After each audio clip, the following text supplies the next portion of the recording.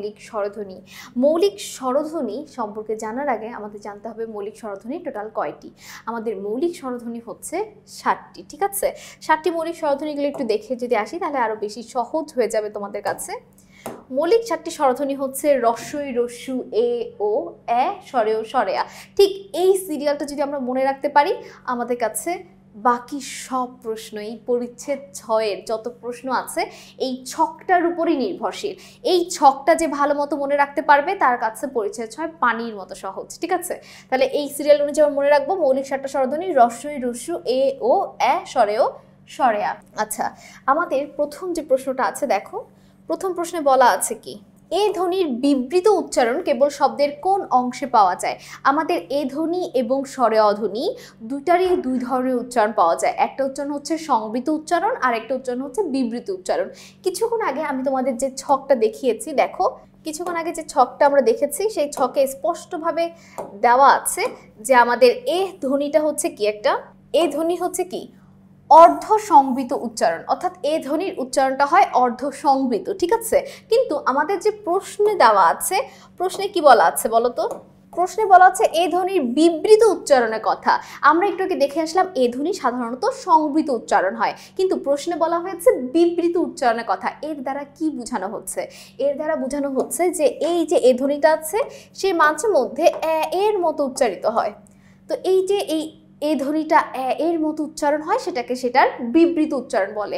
কারণ আমরা জানি রস্বই, রস্যু, এ, ও এই 4টা হচ্ছে সংবৃতর দিকে পড়ে, এ, স্বরেও, স্বরেয়া এই 3টা হচ্ছে বিবৃতর দিকে পড়ে। তো এই ধ্বনির যেহেতু দুই ধরনের উচ্চারণ হয়, এ মাঝে মধ্যে এর মতো উচ্চারিত হয়, আবার এ মাঝে মধ্যে এর মতো উচ্চারিত হয়। যখন এটা এর মতো উচ্চারিত হয় তখন সেটাকে বলা হয় বিবৃত উচ্চারণ। ঠিক আছে, তো এখন প্রশ্নটা দেখো, এ ধ্বনির বিবৃত উচ্চারণ অর্থাৎ বলা হয়েছে এর মতো উচ্চারণ কেবল শব্দের কোন অংশে হয়, অর্থাৎ কোন অংশে আমাদের এর মতো উচ্চারণ হয়, সেটা হবে আদিতে। দেখো যেমন এখন, এই যে এখন শব্দটা আমি একটা উদাহরণ দিয়ে দিলাম তোমাদের জন্য। এখন শব্দটার এটা আছে শব্দের আদিতে, তাহলে আদিতে এ আছে দেখে এটাকে আমরা এখন বলি? একে কি আমরা এর মতো উচ্চারণ করছি? না, এটাকে আমরা বলে থাকি এখন এর মতো উচ্চারণ করছি। অর্থাৎ দেখতে এটা এ, কিন্তু উচ্চারণ হচ্ছে এর মতো করে। কেন? কারণ এ যখন শুরুতে থাকে তার উচ্চারণটা আমরা এর মতো করে থাকি। নিম্নে অবস্থিত সম্মুখ স্বরধ্বনি কোনটি? এখানে বলা হয়েছে কোন স্বরধ্বনিটি সবার নিচে অবস্থিত এবং সম্মুখ সামনের দিকে আছে। রস্বই সামনে আছে, রস্যু পিছে আছে, এ সামনে, ও পিছে, এ সামনে, স্বরেয় পিছে এবং স্বরেয়া তো মাঝেই আছে। তাহলে দেখো স্বরেয়, স্বরেয়া, রস্বই, রস্যু কোনটা হচ্ছে আমাদের উত্তর হবে বলো তো?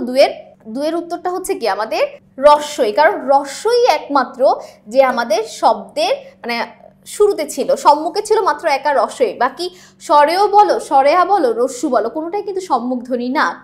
উচ্চ সম্মুখ স্বরধ্বনির উদাহরণ কোনটা? উচ্চ প্লাস সম্মুখ, রস্বই হচ্ছে সবচেয়ে উচ্চ এবং সম্মুখ, তাহলে উত্তরটা হবে রস্বই এবং দীর্ঘই। এখন অনেকে দীর্ঘই দেখে অবাক হতে পারো, দীর্ঘই আর রসের উচ্চারণ তো সেম। রস্বই হচ্ছে একটু ছোট উচ্চারণ, হ্রাস, আর দীর্ঘই মানে দীর্ঘ উচ্চারণ। উচ্চারণ দিক থেকে, ধ্বনির দিক থেকে দুটো সেম। নিচের কোন ধ্বনি উচ্চারণে চোয়াল বেশি ফাঁকা হয়? আমরা জানি সবচেয়ে বেশি ফাঁকা হয় তো স্বরে আতে, আমরা একটু আগে ছকটাতে দেখে আসছি, কিন্তু এখানে আমাদের স্বরে আ অপশনে নেই। তো তারপর সেকেন্ড অপশন আমরা চুজ করব স্বরেও, কারণ আমাদের ছকে স্বরে আর উপরেই স্বরেও ছিল। কোনটি মধ্যস্থিত পশ্চাৎ স্বরধ্বনি? মধ্যস্থিত পশ্চাৎ স্বরধ্বনি হচ্ছে আমাদের কি বলতো? ও। কোনটি উচ্চ মধ্যস্থিত পশ্চাৎ স্বরধ্বনি? উচ্চ মধ্যস্থিত পশ্চাৎ স্বরধ্বনি। 6-এর উত্তরটা কি হবে বলতো? 6-এর উত্তরটা হবে আবারও ও, উচ্চ মধ্যস্থিত, অর্থাৎ আমাদের উচ্চ মধ্য। আচ্ছা, আমি তোমাদের একটু ছকটা আরেকবার একটু দেখাই আরো ক্লিয়ার করার জন্য। ঠিক আছে, দেখো এই ছকে দেখো আমাদের এখানে জিভের যে উচ্চতা আছে, জিভের উচ্চতাটাকে 4টা ভাগে ভাগ করা হয়েছে, উচ্চ, উচ্চ মধ্য, নিম্ন মধ্য, নিম্ন। আমরা এটাকে মনে রাখবো আমাদের এই সমাজের 4 শ্রেণীর মানুষ দ্বারা। আমাদের এই সমাজে কিন্তু 4 ক্যাটাগরি বা 4 শ্রেণীর মানুষ বসবাস করে। কিছু মানুষ আছে যারা খুবই বড় লোক, তাদের আমরা বলতে পারি বড় লোক শ্রেণী। ঠিক আছে, যাদের অনেক টাকা পয়সা। মধ্যবিত্ত সংখ্যাটাই আমাদের বাংলাদেশে বেশি, কিন্তু মধ্যবিত্ত সবাই কিন্তু সেম মধ্যবিত্ত না। কিছু মধ্যবিত্ত আছে যাদের খুবই সচ্ছল ফ্যামিলি, তাদের তেমন একটা অভাব নেই, কিন্তু বড় লোক বলা যায় না। কিন্তু কিছু মধ্যবিত্ত আছে যাদের বলা হয় নিম্ন মধ্যবিত্ত, তাদের অবস্থাটা খুবই খারাপ। সন্তানদের শখ পূরণ করার জন্য বাবা মাদের হয়তো বা স্যাক্রিফাইস করা লাগছে এমন মধ্যবিত্ত, সন্তানদের ভালো স্কুলে পড়ানোর জন্য, সন্তানদের একটা ভালো ঈদের জামা দেওয়ার জন্য বাবা মারা স্যাক্রিফাইস করে থাকে, একটু সামান্য অভাব আছে। আর শেষে হচ্ছে একদমই নিম্ন গরিবস, অর্থাৎ বড়লোকস, উচ্চ মধ্য, নিম্ন মধ্য, মধ্যবিত্ত দুই ক্যাটাগরি এবং গরিবস। আমাদের একটা প্রবাদ বাক্য আছে, খালি কলসি বাজে বেশি। তাহলে যার টাকা সবচেয়ে কম, যে সবচেয়ে খালি, সেই সবচেয়ে বিবৃত, সেই সবচেয়ে বেশি আওয়াজ করবে। খালি কলসি বাজে বেশি, আওয়াজ করে বেশি, তাই এটা বিবৃত। আর যে সবচেয়ে ভরা কলসি, যে সবচেয়ে বড় লোক, সে সবচেয়ে নমনীয়, সে সবচেয়ে সংবৃত, ঠিক আছে? তার সময় ঠোঁট সবচেয়ে কম খোলা হবে, আস্তে আস্তে কথা বলা হবে। তারপর দেখো যে উচ্চ মধ্য, অর্থাৎ যে পুরোপুরি বড়লোক হতে পারে নাই কিন্তু অবস্থাটা ভালো, সে পুরোপুরি সংবৃত না হতে পারলেও অর্ধ সংবৃত। আর যে নিম্ন মধ্য, অর্থাৎ গরিব হতে হতেও গরিব হতে পারে নাই, সে হচ্ছে অর্ধ বিবৃত, অর্থাৎ তাদের একটু মান সম্মানের ভয় আছে, তাই তারা একদম বিবৃতর মতো আওয়াজ করে না, অর্ধ বিবৃত, ঠিক আছে? এই ক্যাটাগরিটা আমরা এভাবে মনে রাখবো। আর রস্যই, রস্যু, এ ও এ, স্বরেয়, স্বরেয়া, এই সিরিয়ালটা আমরা মুখস্থই করিয়েছি, সম্মুখ মধ্য পশ্চাৎ জানি তোমাদের মনে থাকে। সামনে যে আছে তাকে বলা হবে সম্মুখ, তাহলে সম্মুখে আছে আমাদের এই তিনটা, পশ্চাতে আছে আমাদের এই তিনটা, আর মধ্যে আছে স্বরে আ। তাহলে কিন্তু তোমাদের কাছে এখন এটা মনে রাখাটা আরো সহজ হয়ে যাবে, দেখবে এখন প্রশ্নগুলো আরো সহজ মনে হবে। তাহলে এখন দেখো নিচের কোনটি উচ্চ মধ্যস্থিত পশ্চাৎ স্বরধ্বনি? উচ্চ মধ্যস্থিত পশ্চাৎ স্বরধ্বনি কোনটা? ও, কারণ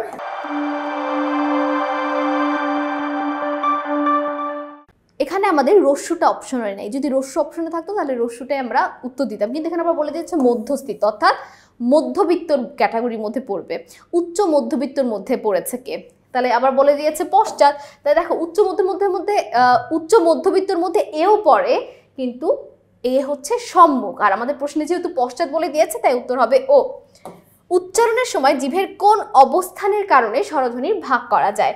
উচ্চতা, সম্মুখ, পশ্চাৎ, সবগুলোই সঠিক। রস্যু উচ্চারণের সময় জিভের অবস্থান, রস্যু উচ্চারণ কি? রস্যই রস্যু, একদম বড় লোকের মধ্যে রস্যুটা পড়েছে। জিভের অবস্থানটা কি? উচ্চ, কিন্তু এটা কি? রস্যই হচ্ছে সম্মুখ আর রস্যু হচ্ছে পশ্চাৎ, তাহলে এটা কি হবে? উচ্চ পশ্চাৎ। স্বরে আ উচ্চারণের সময় ঠোঁটের উন্মুক্তি কেমন হয়? খালি কলসি বাজে বেশি, সবচেয়ে বেশি আওয়াজ করবে, বিবৃত। জিভের সম্মুখ ও পশ্চাৎ অবস্থান অনুযায়ী স্বরধ্বনিকে কত ভাগে ভাগ করা যায়? আমরা জানি আমাদের এখানে 3 ভাগে ভাগ করা যায়, সম্মুখ, মধ্য, পশ্চাৎ। রস্যই ধ্বনির উচ্চারণের সময় জিভের উচ্চতা নিচের কোনটি? রস্যই সময় কি? উচ্চ সম্মুখ, কিন্তু এখানে আমাদের সম্মুখটা নেই তাই শুধু উচ্চ হবে। উচ্চ সম্মুখ সংবৃত স্বরধ্বনি কোনটি? উচ্চ সম্মুখ এবং সংবৃত হচ্ছে রস্যই, কারণ উচ্চ হচ্ছে রস্যই, সামনেও আছে রস্যই, আর যে বড়লোক সে তো সংবৃত। খুবই সহজ, দেখেছো? আমি জাস্ট বললাম না, ওই ছকটা যদি আমার ছাত্রছাত্রীরা একটু মনে রাখতে পারে তাদের কাছে এই প্রশ্নগুলো কোনো ব্যাপারই না। ধরো কেউ যদি ওই ছক না শিখে এই প্রশ্নগুলো সমাধান করতে আসে বা এই প্রশ্নগুলো মুখস্থ করতে আসে, তার পক্ষে এতগুলো মনে রাখা সম্ভবই না যে কোনটা সংবৃত, কোনটা বিবৃত, কোনটা উচ্চ, কোনটা সম্মুখ। কিন্তু যদি আমরা বড়লোক গরিব দিয়ে এই ক্যাটাগরিটা মনে রাখতে পারি, খালি কলসি বাজে বেশি দ্বারা সংবৃত বিবৃত মনে রাখতে পারি, আর উচ্চারণ তো আমরা সম্মুখ মধ্য পশ্চাৎ অনুযায়ী করি, তাহলে আমাদের কাছে এই টেকনিকটা ফলো করলে সহজ হয়ে যাবে। আচ্ছা, এরপর দেখো বিবৃত স্বরধ্বনি কোনটি? এখানে বিবৃত স্বরধ্বনি কোনটি? খালি কলসি বাজে বেশি, যে সবচেয়ে গরিব ছিল, নিম্নে ছিল, স্বরেয়া। উচ্চ মধ্য পশ্চাৎ স্বরধ্বনি কোনটি? উচ্চ মধ্য, ঠিক আছে, অর্থাৎ উচ্চ মধ্যবিত্ত, কিন্তু পশ্চাৎ পরে আছে ও। জিভের উচ্চতা অনুযায়ী স্বরধ্বনি কত প্রকার? 2 প্রকার, 3 প্রকার, 4 প্রকার নাকি 5 প্রকার? আমরা মাত্র কিছুক্ষণ আগে দেখে এসেছি 4 প্রকার, উচ্চ, উচ্চ মধ্য, নিম্ন মধ্য, নিম্ন। ঠোঁটের খোলা বা বন্ধ থাকার ভিত্তিতে স্বরধ্বনিকে কয় ভাগে ভাগ করা যায়? এটার উত্তর কি হবে? 4। অর্ধ বিবৃত স্বরধ্বনি কোনটি? অর্ধ বিবৃত কি? পুরোপুরি গরিব না আর কি। আচ্ছা, অর্ধ বিবৃত স্বরধ্বনি কোনটি? দেখো, স্বরেয়, রস্যই, স্বরেয়া নাকি এ? স্বরেয় হচ্ছে অর্ধবিবৃত। রস্যু ধ্বনি উচ্চারণের ঠোঁটের উন্মুক্তি কেমন হয়? রস্যু যেহেতু সবার উপরে আছে, সবচেয়ে বড় লোক, তাহলে সবচেয়ে সংবৃত হবে, তাই না? রস্যু ধ্বনি উচ্চারণের সময় ঠোঁটের উন্মুক্তি কেমন হয়? সংবৃত। তারপর দেখো 19-এ কি বলা আছে? কোন ধ্বনি উচ্চারণে জিহ্বা সাধারণত সাহিত্য থাকে? স্বরেয় ধ্বনি, স্বরেয়া ধ্বনি, রস্যু ধ্বনি নাকি রি ধ্বনি? এটা তো উত্তর হবে কি? স্বরেয়া ধ্বনি। সাধারণত কি হয়, সাহিত্য থাকে মানে কি একদম বিবৃত উচ্চারণ, মানে কি জিভটা একদম নিচেই থাকবে। স্বরে আ বললেই তোমরা এটা টের পাবে। জিভের উচ্চতা অনুযায়ী স্বরধ্বনিকে কয় ভাগে ভাগ করা যায়? 4 ভাগে। জিভের সম্মুখ পশ্চাৎ অবস্থান অনুযায়ী সম্মুখ স্বরধ্বনি কোনটি? সম্মুখ স্বরধ্বনি হচ্ছে কি যে সামনে আছে। সম্মুখ পশ্চাৎ অবস্থান অনুযায়ী সম্মুখ স্বরধ্বনি কোনটি? এ ও, স্বরেও ও, রস্য এবং এ। উত্তরটা কি হবে? রস্য এবং এ। রস্য এবং এ হচ্ছে সামনে থাকে, ঠিক আছে।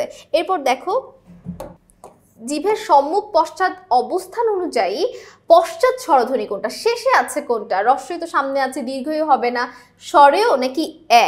অবশ্যই স্বরেও, কারণ এ, রস্যই, দীর্ঘই সবই সম্মুখ স্বরধ্বনি। অর্ধ সংবৃত ধ্বনির উদাহরণ কোনটা?